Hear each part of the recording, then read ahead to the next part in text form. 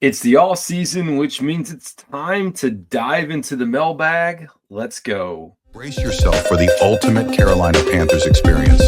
Welcome to Two Growls, One Roar, the podcast that hits harder than a Luke Kuechly tackle. We're diving deep into the heart of Panther Nation, bringing you unrivaled passion, insider takes, and pure gridiron fire. From Wilmington to the cosmos, this is your home for the fiercest football talk east or west of Charlotte. Welcome in, folks, to another edition of the Two Growls, One Roar podcast. If you guys are listening, I appreciate the follow and the subscription. And if you guys have already done that, go ahead, hit a 5-star, leave a comment, do all those fun things that help us continue to grow.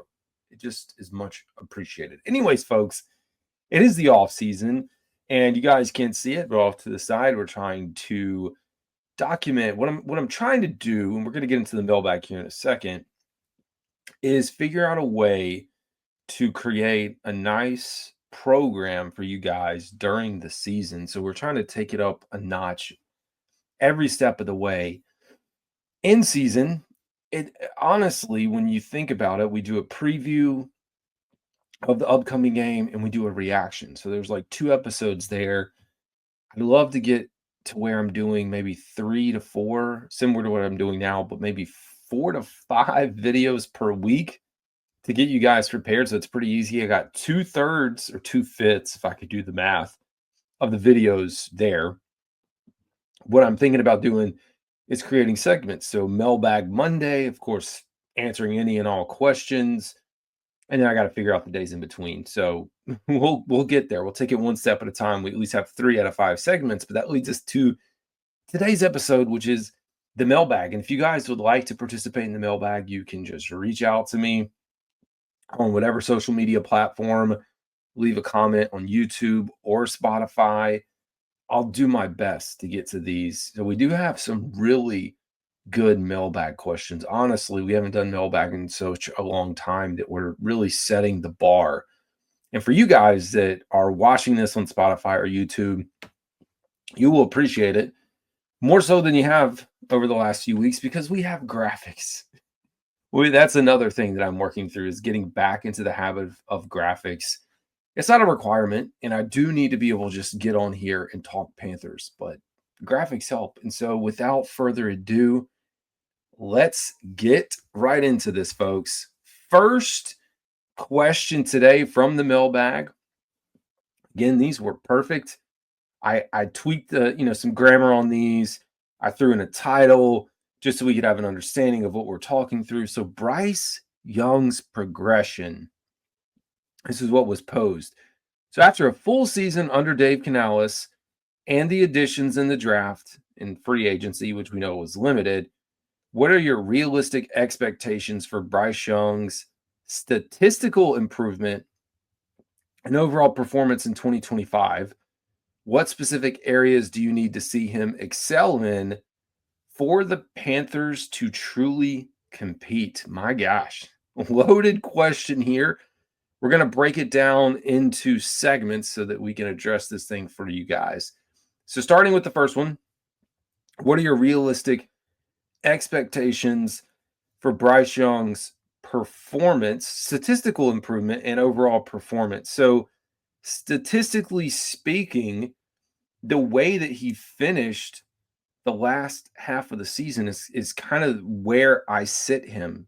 As far as improvements, I think we'd have to, or what I would anticipate is more touchdowns. Like if we are truly going through this to look at his stat line, I think overall, considering it's going to be a full season and we expect him to be the quarterback that he was as he finished, I think from a statistical standpoint, increases in passing touchdowns, increases in passing yards, I think a better touchdown to interception ratio, improvements in the red zone. I throw that in there. And then fewer turnovers in general. So you look at again, and I mean, honestly, it was very well-worded question here. Trying to get back to it so you guys can see it. But you think about the additions. I mean, it's hard to say, ton of additions, but you think about Rico Dowdle, that's a weapon. Tetairoa McMillan, that's a weapon. Jaycee Horn Jr., Mitchell Evans, all those pieces paired along again with the offensive line, which not to play spoiler, but we do have an offensive line question later on in this segment. So that's where I sit as far as my expectations for where I think he will improve and his overall performance. So overall performance, I do anticipate that we are going to see a continuation of what we saw last year. I think it's important for him to get out there early. I think it's important for him to play in the preseason. Everything that we've talked about. Get him some reps. So we'll take that. And the last little question here, what specific areas, going back to this, do you need to see him excel in for the Panthers to truly compete? That's a great question. I think if we think about where the Carolina Panthers have been the first 2 years under the Bryce Young era, and we always reference the first 20 games because it was terrible, mostly. There were a few bright spots in there, and then the break, not playing, and then the final stretch of the season. You're going to have to separate those. But I think about where Bryce Young was during that stretch, which just wasn't good. He was rattled. He was getting a lot of pressure. He didn't know what to do with the ball. He was throwing it away. But, I mean, there was just compounding factors. Mentally, I don't think he was in a great space. Like, he's talked through that, some of the sports psychology. Stats psychologist. So you throw those things in there. He's going to get some help to work through the mental aspect of it, the mental aspect of the benching. But thinking through, as I get this back up there, where would he need to excel for the Panthers to be competitive? I think it's basic. It's almost just like any other football, any other team, to be honest. As a quarterback of this team, excelling in the red zone, as I talked about, being efficient as possible, and I think cutting down on the turnovers. I mean, I know those aren't big things, but you think about Bryce Young and a lot of the big-time throws that he made last year as he was throwing into tight windows, as he was getting the ball out quickly. I think all those things have to be there on top of what we expect to be a really good running game. So that's my thoughts on what I see. Great question to kick this thing off. You guys are crushing it. So it segues us into the next question. And unfortunately, as I am a rookie, clearly, yeah, I did not get this graphic correct as I was putting this up there. So we're going to read it off from the notes that I had on the side. I'm going to go back and edit this, of course, and make it all line up for you guys. But impact of new weapons. Again, unfortunately, we don't have it on the screen for you guys. But right here, it says, we've heard a lot about the new offensive weapons like Tetairoa McMillan and the continued development of Xavier Legette. How quickly do you anticipate these players will integrate and contribute? And what kind of impact will they have on the offense's ability to consistently put up points and open up the playbook? Great question. So I do think, as we've talked about this entire offseason since Tetairoa McMillan was drafted all the way back in April, which feels like, I was about to say months ago, but it was months ago, but feels like years ago, and the continued development of Xavier Legette, I think both of those things combined, and with the pressure that we don't anticipate Xavier to be under, I think they're going to be integrated and contributing pretty quickly. We've done a whole segment in the offseason talking through wide receivers. You can go look it up. We've talked about the wide receiver competition, the battle that is present right now, and the upside for Tetairoa McMillan and how we think he can be in a 1,000-yard receiver. We just did a whole 20-minute episode on that. So that's available for you guys. But I do think Tetairoa McMillan and his integration into this is going to be important. When you talk about new weapons, I know, the focus is on the wide receiver position, Jaycee Horn Jr., Hunter Renfrow, those type of players. But you also have Rico Dowdle, who I don't think we can sleep on, and potentially ETN. I know, like, when we start talking about snap counts, it's probably like 70% Chuba Hubbard, maybe 65%, and then 30-ish% for Rico Dowdle, and then maybe 5 to 10%, rotation of ETN or Blackshear if they make the roster. But I do think the addition of those new weapons are going to be a pivotal piece of this. And as far as putting up points, yes, that's something that I've talked about as well. For the Carolina Panthers, they put up 20 points last year, roughly 20 points for a game. Now, it helps that you close the Falcons out by putting up like 40 plus. Yes, inflate your number a little bit. But it's a touchdown improvement almost from the previous year in Bryce Young's rookie season. And that was the second worst offense in Panthers history. So you put all those things together and you see an incremental improvement with lesser talent, in my opinion. I think this is the best wide receiver group that the Carolina Panthers have had. And then again, we're talking about all skill positions. But in general, the skill positions are probably some of the best. I'm not saying they're all Pro Bowlers or they're all pro players or anything like that, but you have some really good talent. They may not be the best at their specific position, but you have a lot of guys that are good and can contribute. So I personally anticipate them even taking a step forward, 24, 25 points per game. I don't know if we'll improve by another full touchdown, but offensively, this should be an offense that can put up points, considering the distribution that you have. Now, of course, focus is still going to be on the offensive line play and getting Tommy Tremble back. I think you have to factor that into the equation as you talk about this. So, great question. And last question for the offensive side of the ball, and then I think we're going to move into the defense. So we get this pulled up. Speaking of offensive line, so the offensive line continuity and the performance. The offensive line has been a consistent concern in years past. I don't know if I'd say it's a consistent concern, but okay. There's been some re-signing and additions. Are you confident in the current offensive line group to provide consistent protection for Bryce Young and open up the running lanes? What's the biggest question mark along the offensive line heading into the season?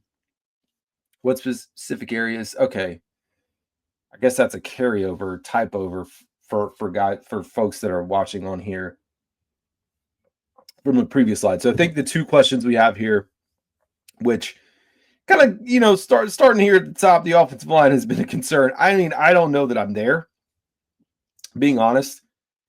I know it was a concern in Bryce Young's rookie season, but we saw significant improvement by the Carolina Panthers offensive line last year. And so for me, I am not concerned about this group. Honestly, the entire group across the line. So the first question is, are you confident in the current offensive line group to provide consistent protection for Bryce Young and open up running lanes? Yes, I am. I think we're going to continue to see the investment that was made on the interior guards paying dividends, that we're still going to see a consistent improvement out of Ike Ekwonu. I'm not going to go into the biggest question just yet because that factors into what I'm talking through.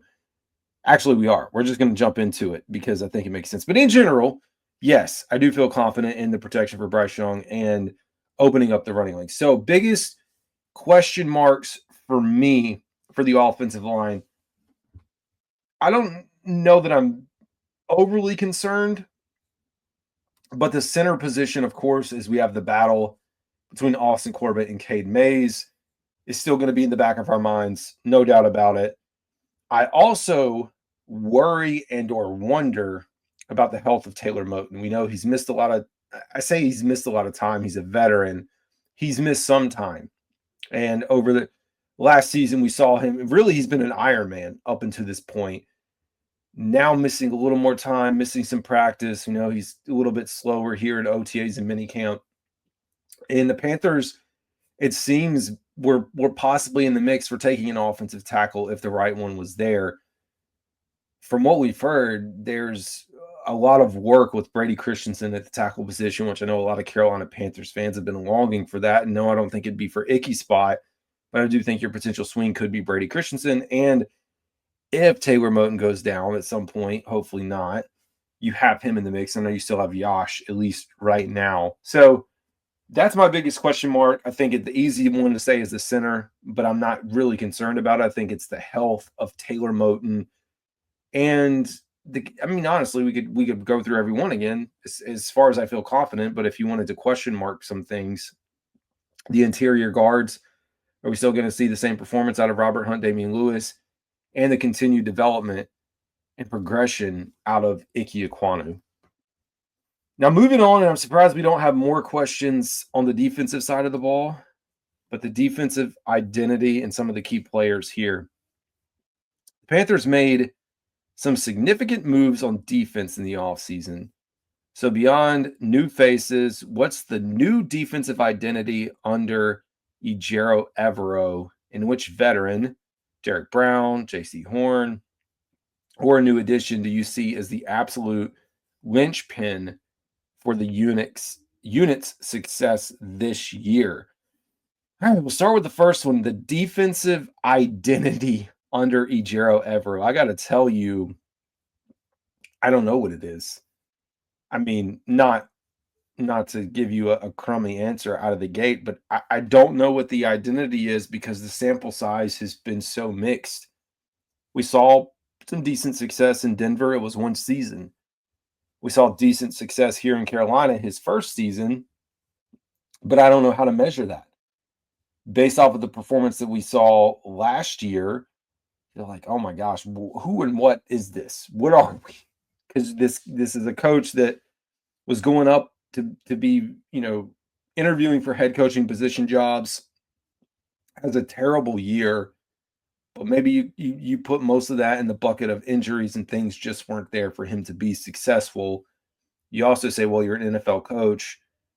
You got to figure this out some way or one way or the other. And there were just a lot of mishaps and miscues that, although, yes, the personnel wasn't great, you still were like, okay, some of this is on coaching. So as far as the identity for this team, for this year, it has to be stopping the run. You don't have a choice. Your identity as the Carolina Panthers is we have to stop the run. You get beat over the top, which hopefully that doesn't happen. We don't want that to turn into a thing. Or if you get beat in the passing game, so be it. Stopping the run, as bad as they were last year, has to be the identity. Stopping the run and getting pressure on the quarterback, because they did not do either of those things well. So which veteran or new addition do you see as the absolute linchpin? And so Jaycee Horn, one is fantastic. That was a name that's mentioned here, or Derrick Brown. Derrick Brown, yes. If I'm going to pick a player, I put Derrick Brown in there. I think Derrick Brown, if we're talking about a veteran player as a linchpin for this defense, because we saw the defense without him last year and how much they suffered. And I do think he played that much of an impact on this team. So I do put him there. But I actually want to look at this from a position group standpoint. And maybe it's more than a position group. It's multiple positions. I think it's the defensive front. It is the entire defensive line, including outside linebackers. It is that whole front seven that is really going to set the tone. We talk about stopping the run and getting pressure. All those things start right there on your defensive front. So for me, that's where we sit. So great questions, by the way. And we've got one more, you guys. So we'll close out today's session with, I believe this is a fun one if I remember. All right. Playoff hopes and the NFC South landscape. So given the improvements made and the direction the team is headed, what's a realistic win projection for the Panthers in 2025? I'm actually going to pause that, and then I'll answer the following question. So realistic win projection for the Panthers this year, I do think you sit in that 7 to 8 win range. And again, I'm trying to be realistic, folks. I think the ceiling above this is probably in the 9 to 10 range. But if we want to be realistic, I'd probably say 7 to 8. And you can go out to your betting apps. I don't do sports betting online or any of that. That's where the line is kind of floating, 6.5, 7, 7.5 for the Panthers, in that range. So for me, 7 to 8 seems realistic. Maybe even 9 is realistic. I think when we start talking 10, double digits, or even 11, then you kind of get into the realm of, all right, that's probably the ceiling for the Carolina Panthers. But there was also an additional question here, and it says, do you see them, speaking of the Panthers, as legitimate contenders for a playoff spot, or are they still a year or two away from truly breaking through, in the NFC South. I do think they are legitimate contenders for a playoff spot. Now, wild card, yes. I think even NFC South, like we have to be realistic with how bad I mean, I can say it's bad, but Tampa Bay has dominated. And Tampa Bay's figured out how to do it, even after losing Tom Brady, when a lot of folks wrote them off and said this was going to be the worst team in the division. They figured it out and they won it. So they've won 4 in a row. So for me, I do think the Panthers are contenders for a playoff spot, but I don't know that I'm pushing all my chips in just yet. Like, we just have to see results. It's like you don't want to get out too far in front of your skis. So I think there is an opportunity for the Panthers to be competitive this year, and not only just a playoff spot, but a wild card. So anyways, folks, the mailbag is back up and running. We're going to try to do this once a week, get you new content out as we always do. This is Carolina Dad. Y'all have a good one.